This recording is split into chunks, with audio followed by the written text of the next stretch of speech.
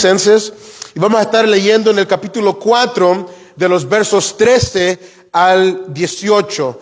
Hoy continuamos la serie expositiva de primera a los Tesalonicenses. Hoy terminamos el capítulo 4, amados hermanos, y mañana, primeramente Dios, si Dios nos da vida, seguimos con el capítulo 5 y parece como que comenzamos ayer, pero ya vamos a terminar la primera carta a los Tesalonicenses. Y la segunda carta solo son 3 capítulos, así que Dios nos ayude.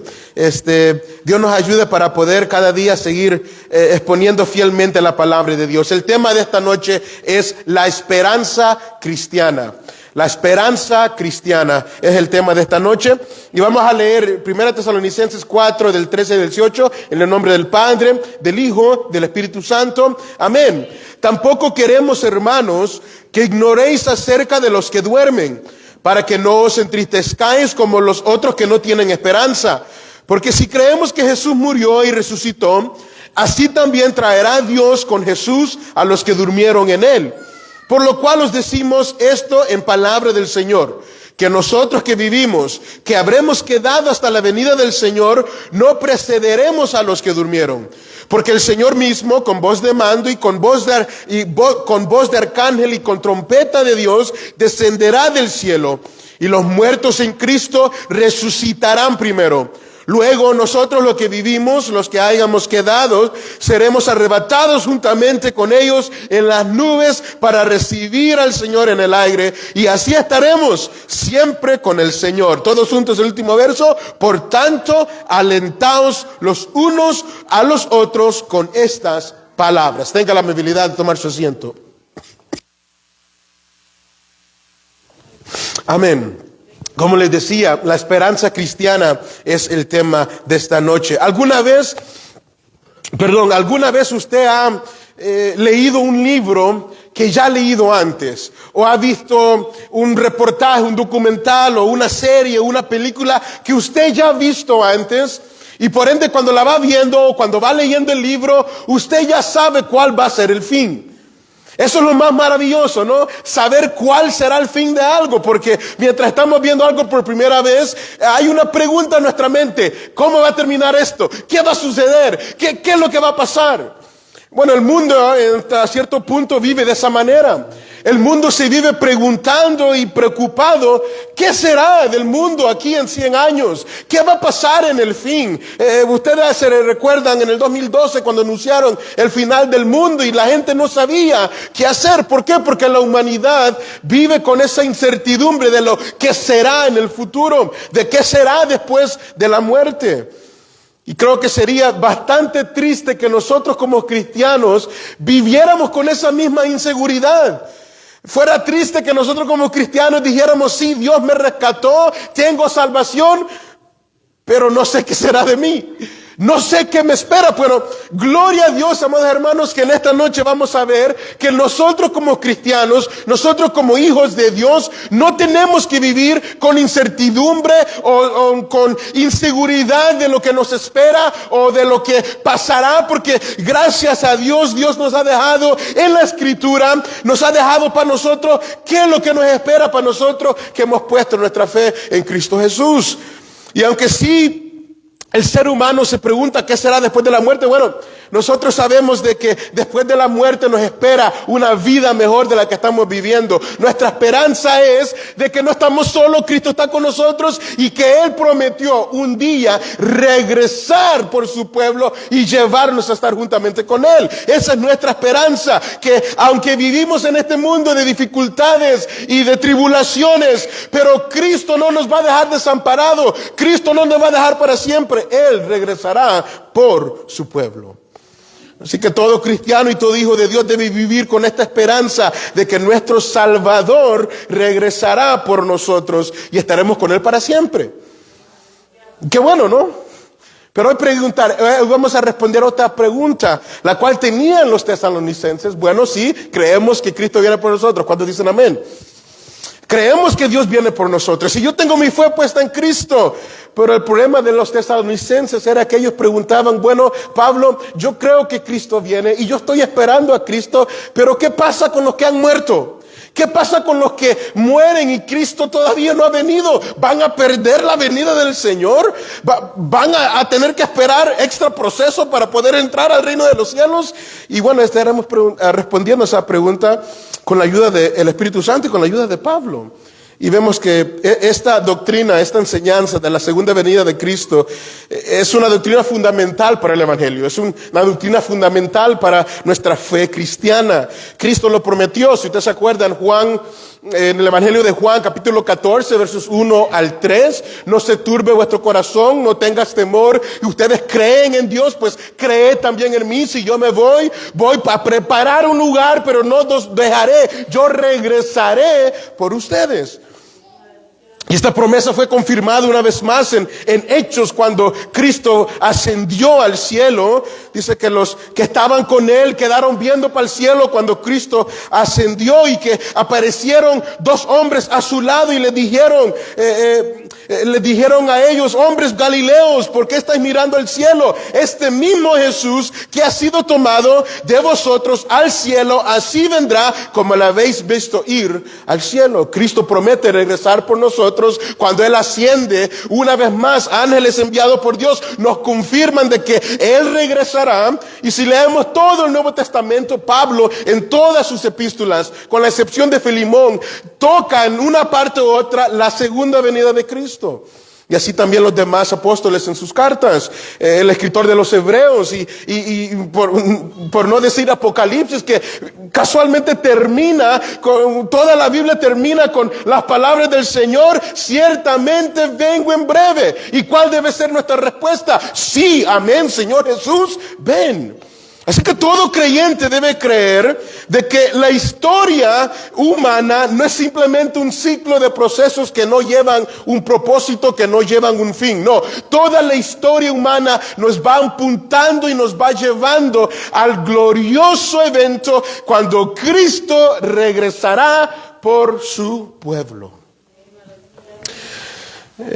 Pablo le escribe a Tito y le dice que el Evangelio de Dios ha sido manifestado para que nosotros renunciemos a la vida de impiedad y que busquemos una vida de pureza. Pero en el capítulo 2, verso 13, él dice que guardemos la esperanza bienaventurada y la manifestación gloriosa de nuestro gran Dios y Salvador Jesucristo. ¿Cuál es esa bienaventuranza? ¿Cuál es esa manifestación gloriosa que esperamos cuando Cristo aparezca en el cielo por cada uno de nosotros?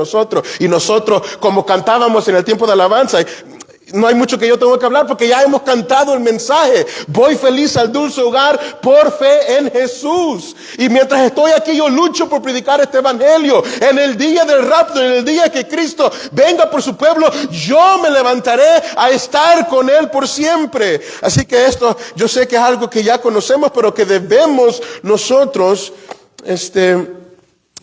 nosotros debemos anhelar, siempre estar firme en cuanto al conocimiento de la segunda venida de Cristo.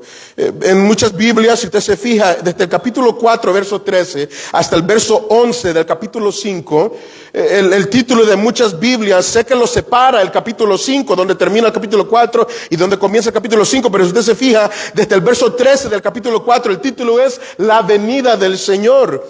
Y sigue todo el párrafo hasta el verso 11 del capítulo 5. Así que hoy, mañana y creo que el siguiente sermón estaremos hablando de la segunda venida de Cristo y cómo eso aplica a nuestra vida. Y como hemos dicho los hermanos en Tesalónica, ¿por qué entonces Pablo está hablando de esto a los hermanos? Bueno, sabemos y creemos que por el contexto de la carta, Pablo ya le había enseñado a los hermanos de Tesalónica acerca de la segunda venida de Cristo. Si usted ve en el capítulo 1, verso 9, verso 10, en el capítulo 2, verso 19 también, en el capítulo 3, verso 13, Pablo da gracias a Dios porque los tesalonicenses han dado fruto y están esperando al Hijo de Dios. No era un tema desconocido para los tesalonicenses, pero lo que quizás Pablo se dio cuenta por medio del reporte de Timoteo, cuando Timoteo regresó a él, es que quizás había algunas confusiones o algunas dudas acerca de la venida de Cristo, pero específicamente en lo que ya hemos mencionado: ¿qué pasa con los que mueren antes de que Cristo regrese? ¿Se perderán entonces la entrada triunfal de Cristo? Tendrán que esperar hasta último para subir. ¿Cómo va a ser? Entonces, esto llevaba a los hermanos, y esto me llamaba la atención porque esto muestra el amor fraternal que los tesalonicenses tenían el uno por el otro. Porque si usted no ama a alguien y muere antes de que Cristo venga, usted ha dicho, bueno, se la perdió él, yo sigo esperando. Pero los tesalonicenses no, el amor de Cristo que estaba en ellos los llevaba a preocuparse de una manera que le estaban preguntando a Pablo, ¿qué va a pasar con los hermanos nuestros que han muerto y antes de que Cristo regrese? Y si usted mira, Pablo comienza un nuevo tema aquí en el verso 13, pero sigue con la misma idea, de esta idea que comenzamos en el capítulo 4, una vida que agrade a Dios. No sé si usted se acuerda, demos un paso atrás. Si usted se recuerda, el capítulo 4 comienza con el tema de una vida que agrade a Dios, ¿cómo? En santidad y pureza. ¿Sí? Y una vida que practica el amor fraternal y una vida que es vivida en orden. Y Pablo sigue con esta secuencia, y ahora veremos que una vida que agrada a Dios es una vida que tiene una actitud correcta acerca de la esperanza de que Cristo regresará por nosotros. En el verso 13, mire conmigo, él comienza diciendo, tampoco queremos, hermanos, que ignoréis acerca de los que duermen. La confusión de los tesalonicenses no es por falta de entendimiento o por falta de aplicación, sino es por falta de conocimiento. Quizás Pablo les había expuesto lo esencial acerca de la venida del Señor, pero en temas más específicos como qué pasaría con los muertos, quizás no le quedó tiempo de entrar en detalle. Entonces él ahora aquí comienza a tocar este tema, y todo lo que vamos a ver hoy del verso 13 al verso 18 veremos que es información nueva para los tesalonicenses. Porque antes, acerca del amor fraternal, Pablo les dice, ustedes ya saben del amor fraternal. Mañana, primero Dios, veremos en el capítulo 5 que acerca de la venida del Señor y del día del Señor, ustedes ya saben y no tienen necesidad. Pero acerca de qué pasará con los muertos, sí tenían necesidad. Así que ahora Pablo les va a aclarar el tema. Y, amados hermanos, mi anhelo es que nosotros nos esforcemos por estar bíblicamente informados y convencidos por el Espíritu Santo acerca de la segunda venida de Cristo. Y digo bíblicamente informado, ¿por qué? Porque a igual que en el tiempo de Tesalónica, en nuestro tiempo hoy hay mucha confusión acerca de cuándo Cristo vendrá, si Cristo viene o no, qué va a ser esto, qué va a ser lo otro. Y ustedes saben, ahorita acaba de pasar en septiembre del año pasado que Cristo va a venir. Antes de eso fue en el 2011. Antes de eso fue en el 2012, si no me equivoco. Antes de eso fue en el 2000. ¿Se recuerdan cuando comenzó los años 2000? Había tanta gente diciendo que Cristo vendrá, que Cristo vendrá. Y vemos que no se ha cumplido. Y eso genera confusión, eso genera, por decir, desorden. Por el otro lado tenemos personas que siempre están alborotando al pueblo de Dios con acontecimientos en las noticias, con noticias políticas y alertas por aquí y alertas por allá. Todos hemos visto esas movies famosas como Dejado Atrás, ¿sí? Left Behind, no sé si usted se acuerda de esas películas, que en cierto modo expresan parte de la verdad, pero más bien han sido usadas para infundir miedo, para infundir terror en el pueblo de Dios. Y Pablo aquí no habla a los tesalonicenses acerca de la venida de Cristo como algo que dé miedo, como algo que infunde temor, sino más bien es una esperanza, es una alegría, es un gozo, es algo que nos debe fortalecer el hecho de saber de que Cristo regresará un día por nosotros. Es motivo de gozo, es motivo de ánimo, es motivo de tener esperanza y fortalecernos en esa esperanza. Así que vamos a responder 3 preguntas. ¿Cuál es nuestra esperanza entonces? ¿Cuál es el fundamento de nuestra esperanza? ¿Cómo se cumplirá nuestra esperanza? ¿Y cuál es nuestro deber ahora a base de esta esperanza que nosotros tenemos?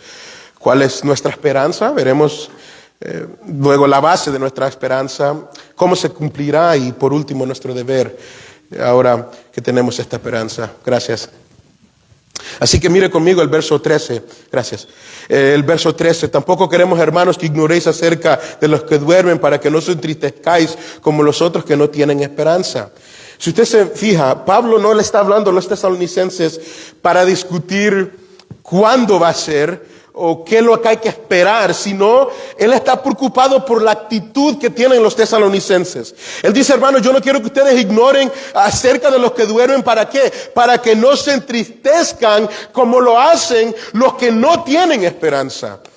Los tesalonicenses creían de que, bueno, solamente los vivos van a ver a Cristo y los muertos pues se la van a perder. Y entonces eso les llevaba a ellos a lamentarse de una manera muy grande por los que habían muerto antes de que Cristo viniera. Pero Pablo les dice, no es así. No ignoren la verdad. Y miren lo que Pablo dice primero. Mire cómo Pablo nombra, o la palabra que él usa para describir la muerte de los creyentes. Él dice, no ignoréis acerca de los que duermen. En el verso 13, en el verso 14, una vez más, él dice que Dios traerá con Jesús los que durmieron en él. Y esta es una de las muchas veces que la Biblia describe la muerte del pueblo de Dios, o la muerte de los creyentes, de los cristianos, como un dormir, como un descansar. A Moisés Jehová le dijo que él iba a dormir con sus padres.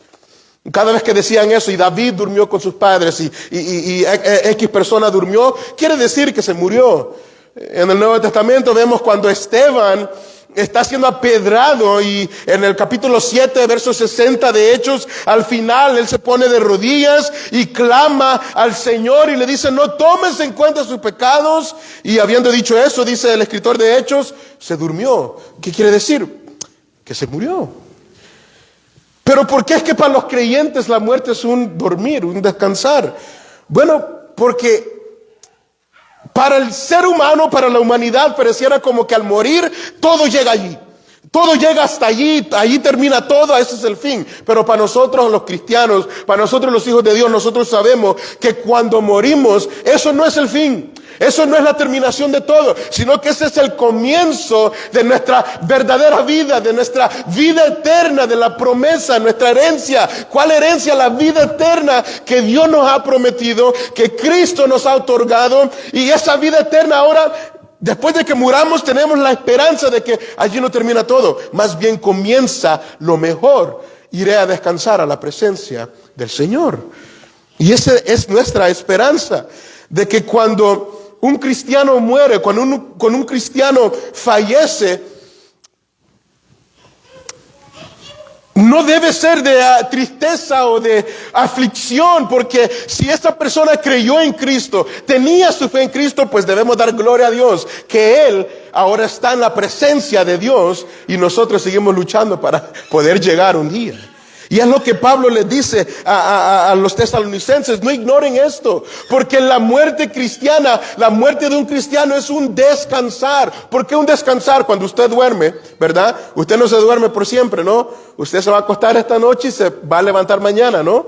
Y usted descansa, es un descansar para el siguiente día. Bueno, en esa forma, el escritor de Eclesiastés nos dice que cuando el ser humano muere, el espíritu vuelve a Dios de donde es, y el cuerpo, este polvo vuelve a la tierra de también donde vino. Entonces, cuando el cristiano muere, él va a descansar, su alma va a descansar a la presencia del Señor si su fe está en Cristo. Su cuerpo sí está en la tumba. ¿Cuántos han visto en un velorio, no? Pareciera que la persona está durmiendo. Bueno, ese cuerpo, aunque se entierre, aunque se ponga en la tierra, simplemente está descansando, porque cuando Cristo venga, ese cuerpo será resucitado para ser glorificado y para pasar la eternidad con Cristo. ¿Ven por qué la muerte cristiana es el verdadero descanso en paz? Ustedes saben que la mayoría de gente, cuando fallece alguien, dice, oh, Dios lo tenga en su gloria y que descanse en paz. Amado hermano, si usted no está en Cristo y no tiene su fe en Cristo, lo que espera al ser humano y su alma es una eterna condenación. Pero si estamos en Cristo, entonces tenemos la esperanza de que descansaremos en la presencia de Dios y que cuando Él venga nosotros seremos glorificados también. Es lo que Pablo escribe a los Corintios en 2 de Corintios capítulo 5, verso 6. Así que vivimos confiados, dice Pablo, sabiendo que entre tanto estamos en el cuerpo, estamos ausentes del Señor, porque por fe andamos, no por vista. Pero confiamos y más quisiéramos estar ausentes del cuerpo y presentes al Señor. Pablo está diciendo, sí, ahorita estamos en este cuerpo, No estamos en la presencia de Dios. Por fe vemos a Cristo, por fe seguimos a Cristo, pero cuánto más quisiera, dice Pablo, no estar en este cuerpo, sino estar presentes en el Señor, presentes en el Señor. Y en aquel día, pues ya no será por fe, porque lo tendremos frente a frente, lo veremos tal como Él es. Filipenses capítulo 1, verso 21, Pablo da esta misma idea. Yo sé que usted se lo sabe. Pablo le dice a los filipenses, porque para mí el vivir es Cristo, pero el morir es ganancia. Mas si el vivir en la carne resulta para mí en beneficio de la obra, no sé entonces qué escoger, porque de ambas cosas estoy puesto en estrecho, teniendo deseo de partir y estar con Cristo, lo cual es muchísimo mejor. Mire lo que Pablo se gozaba en ayudar a los hermanos, ayudar las obras de Dios, pero él decía, hoy si tuviera que escoger entre seguir sirviendo a la iglesia o estar presentes en la presencia del Señor, estoy en estrecho, no sé qué escoger. Y es que esa es nuestra esperanza, amados hermanos. Esta vida no lo es todo. Y no debemos temer a la muerte, porque ese no será nuestro fin. Será el comienzo de una experiencia gloriosa. ¿Se acuerda las palabras de Jesús al ladrón que estaba al lado de él en la cruz? El ladrón le pide perdón y que tenga misericordia de él. Y Jesús le dice, hey, de cierto te digo que hoy mismo estarás conmigo en el paraíso. ¿Se recuerdan la historia que Jesús contó del mendigo y de Lázaro? Dice que, de Lázaro y el rico, perdón. El rico despertó en un tormento, más bien el Lázaro despertó en el seno de Abraham, en un descanso. Y nos refleja lo que es la muerte para nosotros los cristianos. El pastor siempre nos pregunta si estamos listos para morir. Bueno, amados hermanos, debemos estar listos para morir y no debemos temer, porque en esta vida de angustia, de dolor, de prueba, de dificultad, de cansancio y de cuánta cosa, bueno, lo que nos espera después de esto es un dulce descansar en la presencia de Cristo. Matthew Henry comenta y él dice, estando todavía acerca de los muertos en Cristo, estando todavía en unión con Cristo, duermen en sus brazos y están bajo su cuidado y su protección. Sus almas están en su presencia y su polvo, hablando de su cuerpo, está bajo también su cuidado y su poder. De modo que estos no han perdido, ni son perdedores, sino grandes ganadores por la muerte y por su remoción de este mundo hacia uno mejor. Y esa es nuestra confianza, amados hermanos. La esperanza cristiana es que nos espera un mundo mejor, nos espera una vida mejor. Mira lo que sigue diciendo el verso 13, por eso Pablo les dice, no ignoren acerca de los que duermen. Ellos están descansando ahorita, pero sus cuerpos serán resucitados para ser glorificados. Pero el verso 13 dice, por eso no se entristezcan como los otros que no tienen esperanza. Pablo divide la humanidad en dos grupos. Los que tienen esperanza y los que no tienen esperanza. Nosotros los cristianos son los que tenemos esperanza. ¿Por qué? Porque como nos dice Pablo en Colosenses 1:27, Cristo en nosotros ahora es la esperanza de gloria. Y los que andan en el mundo, los incrédulos, los que no han puesto su fe en Cristo, bueno, como Pablo dice en Efesios 2:12, ellos andan como andábamos nosotros en el mundo, bajo su concupiscencia, sin esperanza y sin Dios. Pablo lo que él quiere exhortar a los hermanos es que no deben, en ninguna manera Pablo está diciendo, bueno, no se entristezcan cuando muera alguien. No sientan tristeza. No es lo que Pablo está diciendo. Lo que Pablo está diciendo es, ustedes no deben lamentarse o afligirse o entristecerse de la misma manera que lo hacen los incrédulos. ¿Por qué? Porque los incrédulos no tienen esperanza. Los incrédulos no les espera un descanso, no les espera una recompensa, les espera una condenación. Pero si estamos en Cristo, como vemos en las Escrituras, si somos guiados por su Espíritu Santo, si hemos sido escogidos por el Padre, pues tenemos una esperanza de que aunque muramos antes de que Cristo venga, en aquel día participaremos también cuando Él nos levante y nos glorifique. Los incrédulos no tienen esa esperanza. Ellos realmente mueren y hasta allí ya no hay más oportunidad. En cambio nosotros, la cual la gracia de Dios nos ha alcanzado en vida, nosotros tenemos esta gloriosa esperanza. Así que no es que los tesalonicenses no podían sentir dolor, no.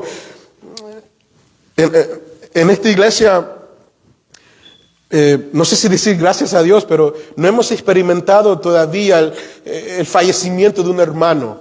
Hemos experimentado el fallecimiento de familiares de nuestros hermanos, pero hasta el día de hoy no nos ha tocado experimentar el fallecimiento de un hermano cercano. Pero debemos estar preparados. Y cuando suceda, hermanos, será normal llorar, entristecernos. Jesús, cuando murió su amigo Lázaro, dice que Jesús lloró. Pero Cristo sabía lo que iba a pasar con Lázaro. Y eso lo mantuvo a él tranquilo. En cambio, Marta se había olvidado de la promesa en Cristo. Y Marta estaba turbada. Y que eso no suceda con nosotros. Cuando uno de los nuestros fallece o muere, pues tómenlo como cuando usted se despide de alguien y usted sabe que esa persona va de viaje y va por muchos días. Y usted sabe que va a ver a esa persona, quizás en unas 3, 4 semanas o en un mes, pero usted sabe que lo va a ver. Bueno, cuando uno de los nuestros fallece, hermano, lo mismo es. Es como que nos despedimos por un largo tiempo, pero sabemos que en aquel día, cuando Cristo venga, nos volveremos a juntar y subiremos con Cristo. Esa es nuestra esperanza. ¿Cuántos tienen esa esperanza? Ahora, ¿en qué se basa esta esperanza? Porque, wow, qué bonito, hermano Joel, esta esperanza. Pero, ¿en qué se basa? ¿Qué es lo que lo hace verdadero? Y déjenme decirle que esta esperanza es certera, cierta. Es cierta, es verdadera. Esto no es un invento de humano, esto no es un cuento de hadas para apaciguar a las personas como lo hacen las otras religiones.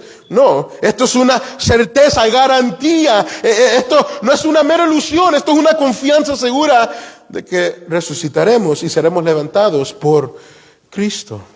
Y hay 3 cosas donde esta esperanza se fundamenta: en la muerte de Cristo, en la resurrección de Cristo y en la revelación de Dios. En la muerte de Cristo, en la resurrección de Cristo y la revelación de Dios. Sí, la muerte, creo que la muerte y la resurrección de Cristo, sabemos lo importante y lo vital que eso es para nuestra fe cristiana. La revelación de Dios también, creo que sabemos que no andamos haciendo lo que se nos parece en la mente, sino lo que Cristo ha dejado en su revelación. Y también la muerte de Cristo y su resurrección son bases fundamentales para nuestra fe, porque pues, sin su muerte no hay sustitución para nuestra salvación. Y sin su resurrección, pues tampoco hay justificación. Es lo que Pablo nos demuestra en Romanos 4:25. Hablando de Cristo, dice: el cual fue entregado por nuestras transgresiones y resucitado para nuestra justificación. Así que esto es vital, y en esto, en la muerte de Cristo, su resurrección y en la revelación de Dios se cimentan, no, es una palabra, se cimentan, se basan firmemente esta esperanza de que tenemos vida después de la muerte y de que Cristo regresará por nosotros. Mire conmigo el verso 14. Porque si creemos que Jesús murió, y resucitó, así también traerá Dios con Jesús a los que durmieron con él, por lo cual os decimos esto en palabra del Señor. Miremos la primera base, el primer fundamento de esta esperanza: la muerte de Cristo. Porque si creemos que Jesús murió, estamos hablando de la muerte expiatoria de Cristo, esa muerte en la cruz del Calvario que Él sufrió en lugar suyo, en lugar mío. Sí, la paga del pecado es muerte. Nosotros deberíamos morir, pero ¿quién murió en nuestro lugar? Nuestro Señor Jesucristo.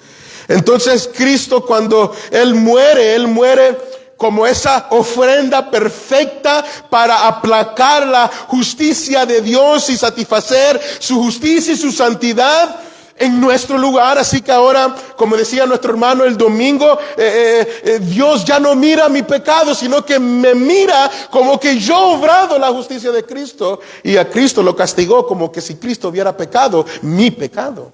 Qué glorioso, ¿no? Así que su muerte satisfazó la justicia de Dios. Y Cristo dice esto en Juan 5, capítulo 24. De cierto os digo, el que oye mi palabra y cree al que me envió, tiene vida eterna y no vendrá a condenación, mas ha pasado de muerte a vida. Fue por medio de su muerte que nosotros pudimos ser reconciliados con el Padre y encontrar perdón ante Dios. Y ahora su muerte ha transformado la muerte de cada uno de nosotros. ¿Por qué? Porque como les decía, la paga del pecado es muerte. Si Cristo no paga por nuestros pecados, pues entonces nosotros al morir tendríamos que pagar por nuestros pecados. Pero ahora, gracias a Dios, así no es, porque Cristo murió, pero no solamente murió, no quedó allí en la tumba, sino que sigue diciendo el verso, y resucitó. Cristo no solo muere, Él murió y murió una muerte cruel, pero también Dios lo resucitó de entre los muertos.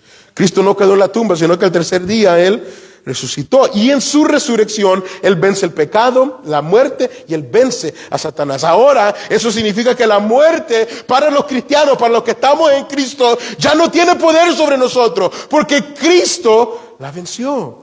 Entonces que cuando morimos, si es que morimos antes de que Cristo venga, pues tenemos esa esperanza de que gracias a Cristo y gracias a su victoria en la cruz, por su muerte y su resurrección, la muerte ahora solo es un descansar para cada uno de nosotros. En 1 Corintios capítulo 15, verso 20, Pablo escribe y dice, mas ahora Cristo ha resucitado de los muertos, primicia de los que durmieron es hecho.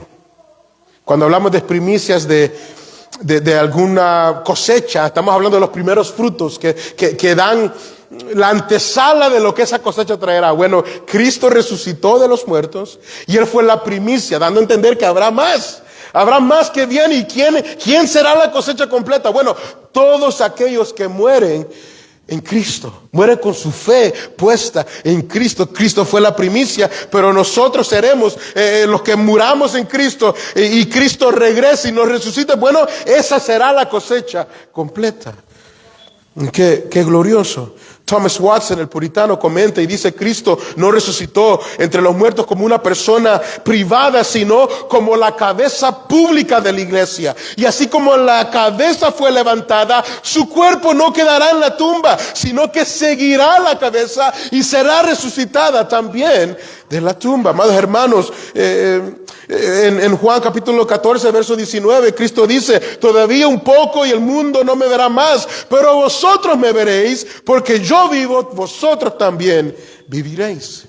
So Pablo le dice a los tesalonicenses, nosotros esperamos en vida, pero si morimos antes de que Cristo venga, pues tengamos esta esperanza de que veremos también el glorioso regreso de Cristo. Y sigue diciendo Pablo en el verso 14, así también traerá Dios con Jesús a los que durmieron en Él. La fe en la muerte y la resurrección de Cristo nos da una nueva posición ante Dios. Ahora estamos en Cristo.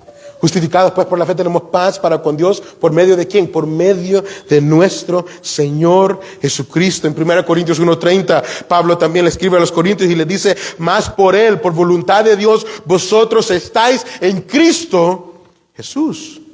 Y más adelante en la misma carta, para explicar más que somos parte del cuerpo de Cristo y estamos en el cuerpo de Cristo, Pablo nos dice que por el mismo Espíritu del Señor hemos sido bautizados todos para ahora tener parte del cuerpo de Cristo. Y en Efesios 1:13 Pablo le dice a los efesios, bueno, ustedes oyeron la palabra del Señor y la creyeron y fueron sellados con el Espíritu Santo, y ese sello es muestra y garantía de que ustedes son de Dios y que Dios regresará por ustedes. Y gracias a eso ahora nosotros podemos cumplir lo que Romanos 14:8 dice, pues si vivimos para el Señor, vivimos, y si morimos, para el Señor morimos. Bueno, porque si vivimos, mientras vivimos esta vida, ¿sabe qué? Somos de Cristo. Si tenemos nuestra fe puesta en Él, somos de Cristo. Ya no vivo yo, más Cristo vive en mí. Y esto no por mí mismo, es por la fe en Cristo Jesús. Pero si morimos también, morimos en Cristo y morimos para Él. Iremos a descansar y nuestro cuerpo quedará en la tumba, pero en aquel día será resucitado. Así que esto es lo que nos enseña Pablo, y repetimos una vez más, no, la muerte para los santos no es el fin, no es lo final, no, es el comienzo de su promesa eterna de estar en la presencia del Señor.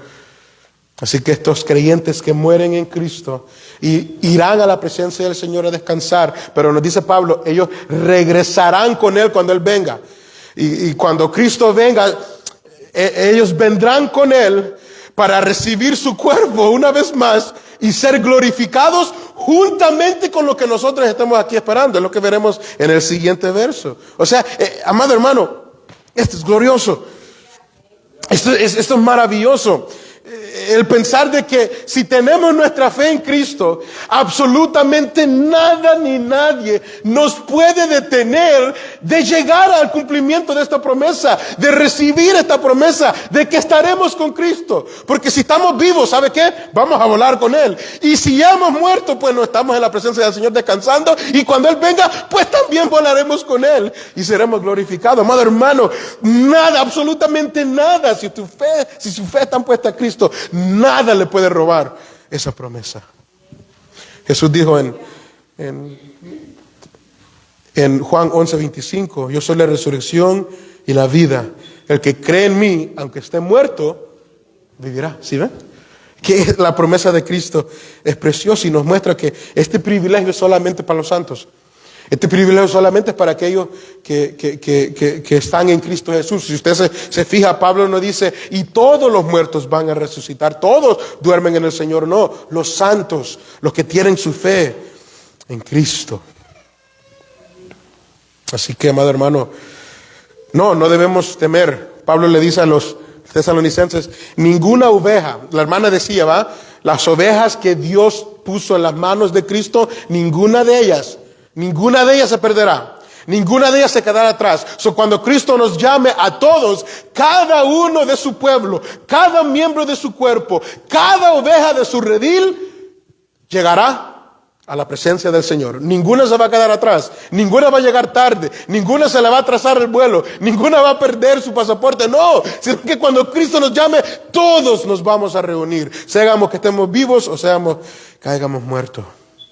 Esto es precioso. En eso se fundamenta nuestra esperanza, en la muerte y la resurrección de Cristo, y también por último la revelación de Dios. Porque, como les decía, esto era nueva información para los tesalonicenses. Quizás Pablo no había tenido oportunidad de explicarle este tema a los tesalonicenses cuando estuvo con ellos, pero ahora que Pablo les está escribiendo, Pablo no se está inventando ideas hacia el aire, no. Él está hablando inspirado por el Espíritu Santo. Porque si quedó en esta escritura, sabemos que toda esta escritura es inspirada por Dios. Así que Pablo está siendo inspirado por el Espíritu Santo, y vemos que en lo que él escribe aquí hay algunas similitudes, quizás un poco entre las palabras de Pablo y las palabras de Jesús en Mateo 24. Pero no es precisamente lo mismo, porque Jesús en Mateo 24 trata su regreso en general. Y vemos que Pablo está tratando un tema más específico, la cual es los muertos, los que mueren en Cristo Jesús. Pero como decimos, Pablo no se está inventando nada. Esto no lo dice Pablo, sino que lo dice Dios. Y lo dejó para los tesalonicenses y lo dejó para cada uno de nosotros. Y si Dios dice, que así será, de que aunque muramos, solamente vamos a dormir, y que en aquel día nuestro cuerpo será resucitado y regresaremos con Cristo y seremos glorificados, y que si estamos viviendo también volaremos con Él, pues tenga por cierto que antes de que esta palabra falle, pasará el cielo y pasará la tierra. Pero esta palabra que Dios dejó aquí no pasará. Y en eso podemos fundamentar nuestra esperanza. La muerte de Cristo, la resurrección de Cristo, el que nos garantiza que nosotros también seremos resucitados. Y en la revelación de Dios, porque es palabra de Dios. Por eso Pablo al comienzo del verso 15, él dice, esto lo decimos en palabra del Señor. Y abarca, creo yo, lo que sigue y también lo que Pablo ha dicho hasta este momento. Pero ahora veamos, les dije que iba a ser breve, ¿no? Ahora veamos el cumplimiento de esta esperanza, el cumplimiento de esta promesa. ¿Cómo se cumplirá? ¿Cuándo se cumplirá? ¿Quiénes van a participar? ¿Cómo va a ser? Bueno, mira el verso 15, la segunda parte. Lo que Pablo dice en el nombre del Señor, dice que nosotros que vivimos, que habremos quedado hasta la venida del Señor, no precederemos a los que durmieron. Pablo da tranquilidad y Pablo pone orden en la confusión de los tesalonicenses. Y me llama la atención esta palabra que él usa, nosotros que vivimos, nosotros que estamos esperando. Pablo se hace parte del pueblo de Dios y da a entender de que para la iglesia de este tiempo era un hecho, ¿cómo se dice? Un fact, era algo dado por sentado, que la venida del Señor era algo inminente, que Cristo venía pronto y que Cristo podría venir incluso en los días de Pablo. Porque desde que Cristo ascendió al cielo, nosotros entramos en los últimos tiempos. Entonces, Pablo dice, y nosotros que vivimos esperando, Pablo aquí no está diciendo, bueno, yo voy a estar vivo cuando Cristo venga. No es lo que él está garantizando, sino que, como les decía antes, esta palabra ha quedado para nosotros también. Pablo sabe de que si él está vivo cuando Cristo venga, él va a volar. Pero Pablo también está seguro de que si él ha muerto, bueno, él estará descansando y su cuerpo será resucitado y será también glorificado con el Señor. O sea, no tiene las de perder el creyente. Y Pablo dice, nosotros esperamos la venida del Señor, y nosotros, amado hermano, debemos esperar la venida del Señor. Él puede venir en cualquier momento. Él puede venir incluso en nuestra vida, se dice. Durante nuestra vida, Cristo pudiera venir. Y por eso me llama la atención que Pablo, él no busca ponerle fecha a la venida del Señor. Él no dice, bueno, mire, calculen los significados de los números en la Biblia y saquen la calculación para que vean el año que el Señor vendrá. No es lo que Pablo nos manda a hacer. Pablo nos manda a esperar la venida del Señor. Y incluso Pablo, Cristo dijo en Mateo capítulo 24, verso 36, el día y la hora nadie la sabe, ni los ángeles que están en los cielos, sino ¿quién lo sabe? Mi Padre que está en los cielos.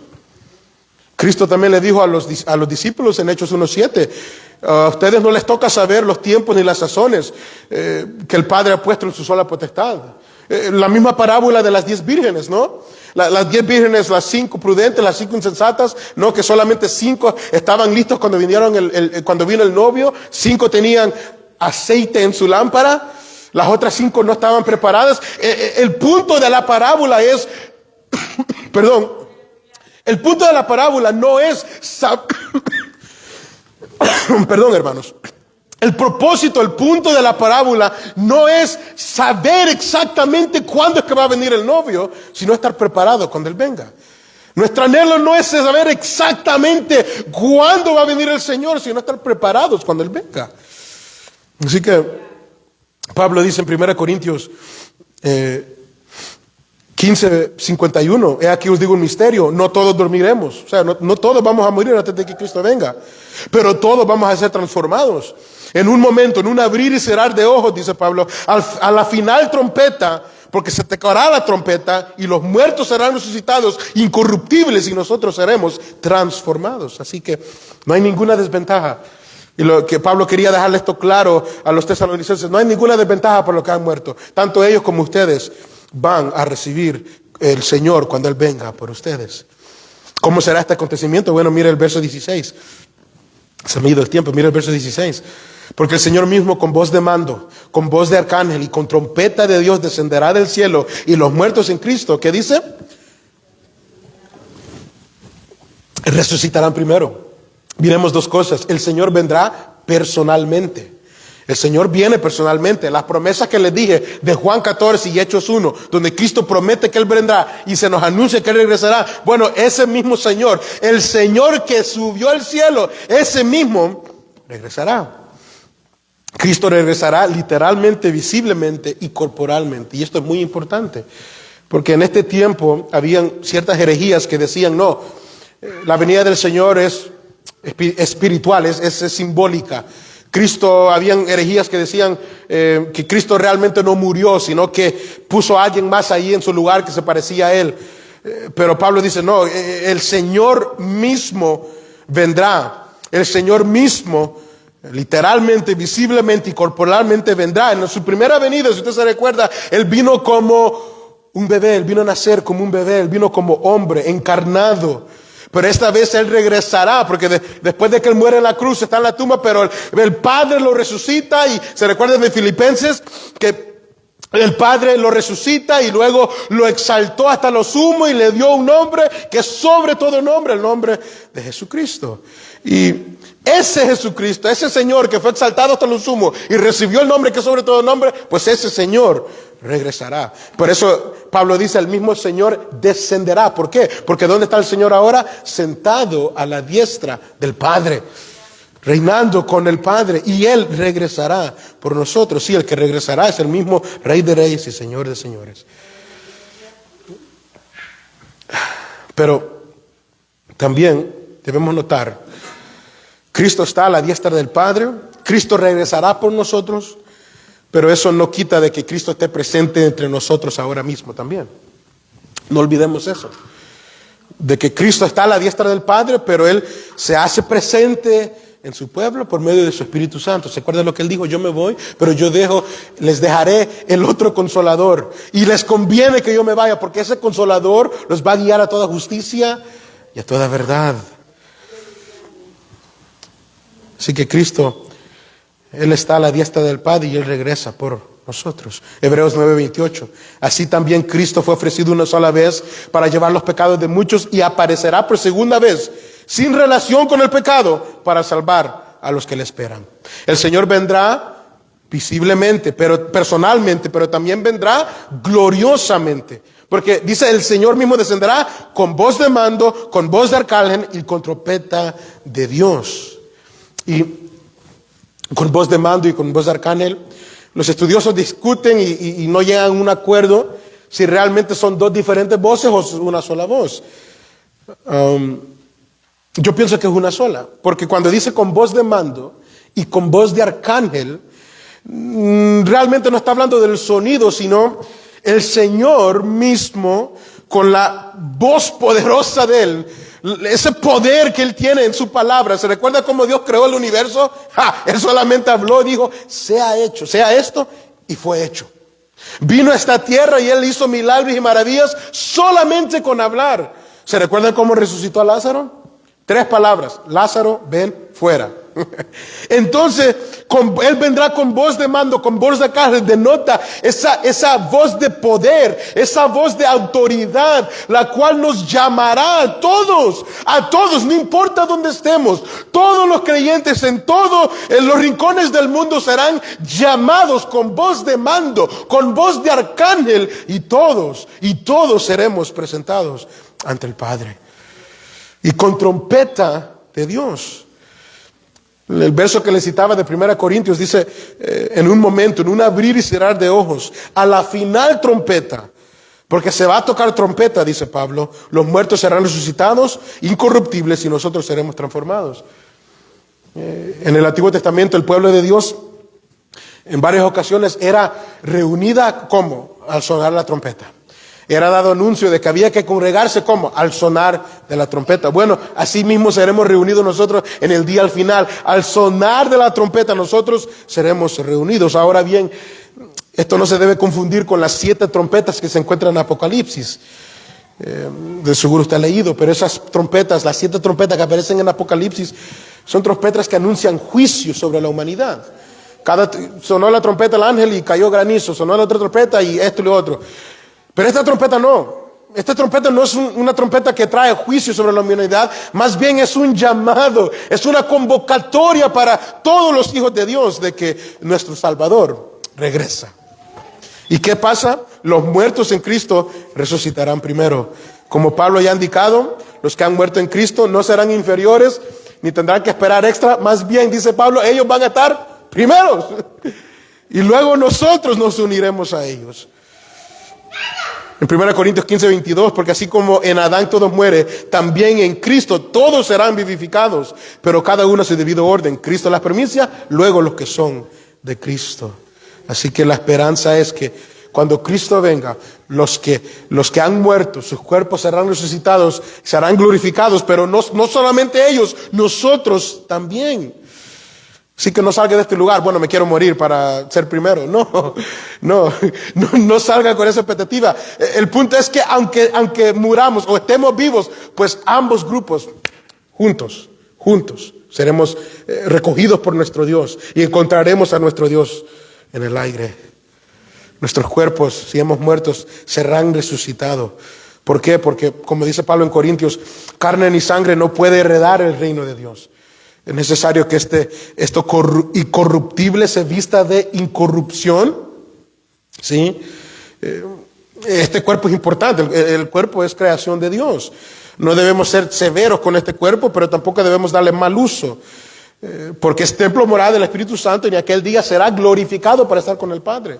Debemos tomar eso mucho en cuenta. Pablo dice que nuestra ciudadanía está en el cielo y esperamos a nuestro Señor, el cual transformará nuestro cuerpo de la humillación para ser semejante al cuerpo de Cristo. Sí, tendremos un cuerpo semejante al de Cristo y este cuerpo será glorificado, será transformado. Ya no será, este cuerpo es... En Corintios 15, por falta de tiempo no lo vamos a ver paso a paso, pero este cuerpo es corruptible, ¿no? Se enferma, se cansa, salen canas y poco a poco se va envejeciendo. Bueno, en aquel día este cuerpo será incorruptible según 1 Corintios 15, 42. Y en el verso 54 que les decía, cuando esto corruptible se haya vestido de incorrupción y esto mortal se haya vestido de inmortalidad, entonces se cumplirá la palabra que está escrita, sorbida es la muerte en victoria. Cuando seamos glorificados, ya la muerte no tendrá poder sobre nosotros. La enfermedad mucho menos. No vamos a envejecer, sino que estaremos con el Padre por la eternidad. Este cuerpo será uno apto para estar en la presencia de Dios. Pero mira el verso 17. El verso 17 dice Pablo, luego nosotros, después de lo que Cristo venga con voz de mando, con voz de arcángel y trompeta de Dios y los muertos resuciten primero, pero también luego nosotros lo que vivimos, lo que hayamos quedado, seremos arrebatados juntamente con ellos. Y es lo que decía Pablo en Corintios 15, 52, en un abrir y cerrar de ojo. Seremos tomados, seremos transportados, por decirlo de una manera, en un abrir y cerrar de ojos, una acción rápida, una acción de repente, juntamente con los creyentes que murieron antes, todos saldremos a lo que dice la siguiente parte del verso, seremos arrebatados juntamente con ellos, ¿para qué? En las nubes para recibir al Señor en el aire, y así estaremos siempre con Él. Me llama la atención esto de, vamos a salir a las nubes, ¿se acuerda? Dios guió al pueblo por medio del desierto con una columna de nube. Cuando Dios descendía, muchas veces descendió en el templo de Salomón, que llenó el templo, una nube llenó el templo, ¿no? Y cuando Cristo ascendió al cielo, ¿qué pasó? Él asciende al cielo y una nube lo cubrió. Bueno, lo mismo será, nosotros ascenderemos al cielo en las nubes y el mundo quedará atrás. Todo esto quedará atrás y lo único que nos esperará es nuestro Padre allá en las nubes. Y me llama la atención que él dice en el aire, porque ¿sabe quién se mueve en el aire?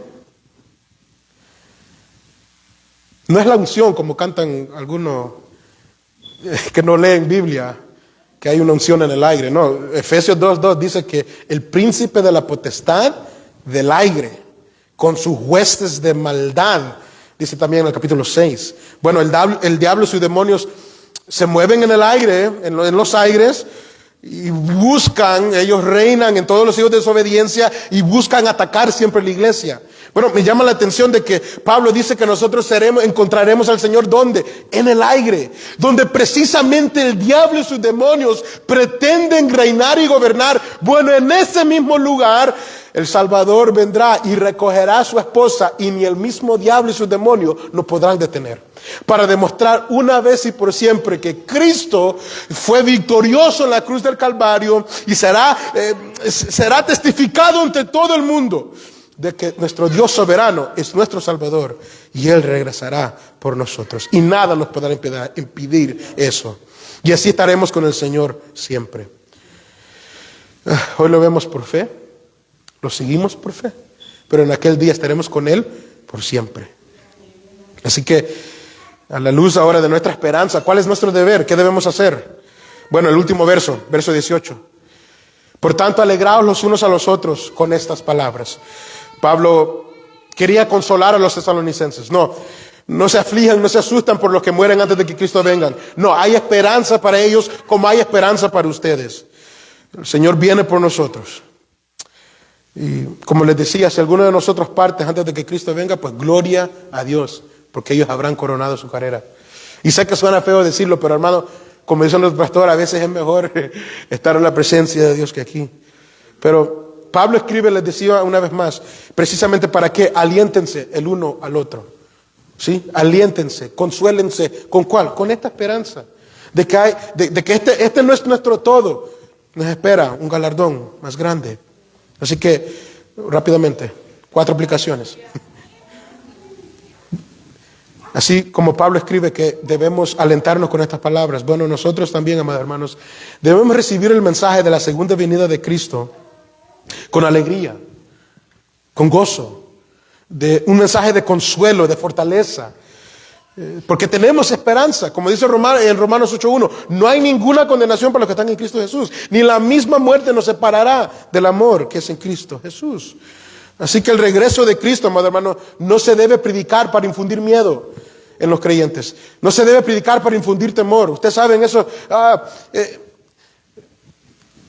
Si no te preparas, no hagas maleta que no vas. Yo no necesito prepararme, porque los arreglos fueron hechos ahí en la cruz del Calvario. Y yo tengo mi esperanza segura de que si Cristo viene y mi fe está puesta en Él, pues yo voy a volar con mi Padre. Debemos aguardar esa esperanza, y el regreso de Cristo no debe ser usado para infundir miedo o temor, no, debe ser para consolarnos, que a pesar de que en esta vida estamos pasando por dificultades y tribulaciones, bueno, nuestra esperanza es que nos espere una vida mejor. Recordemos de que la venida de Cristo será para recogernos, establecer su reino, y todo ¿para qué? Para gloria de su nombre. No debemos olvidar eso. A veces nos metemos tanto en la escatología y en las teorías y en las conspiraciones y en los acontecimientos y en los argumentos, y nos olvidamos de que el fin de nuestro estudio debe ser acercarnos más a Cristo. Porque de nada sirve saber cómo y cuándo van a ser las cosas en nuestro corazón y nosotros no estamos en Cristo. Debemos recordar eso. Y debemos siempre estar listos y preparados, amados hermanos. Porque como dice el escritor de los Hebreos, nosotros que hemos creído entraremos en ese reposo. Si usted no ha creído, si usted no está en Cristo, como les decía al principio, pues en esta noche que usted ha escuchado el mensaje, ¿no?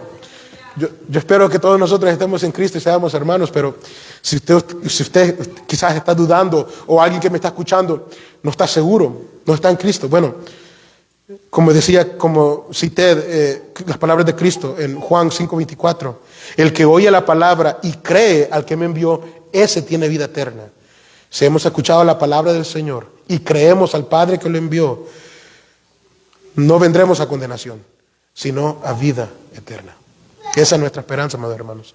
Y los dejo con las palabras de George Whitefield, que en cierta ocasión dijo: qué dulce es el descanso después de un buen cansancio. Pero qué dulce será el cielo cuando nuestro duro viaje termine. Y esa es nuestra esperanza. Oremos, amados hermanos. Padre nuestro, gracias te damos.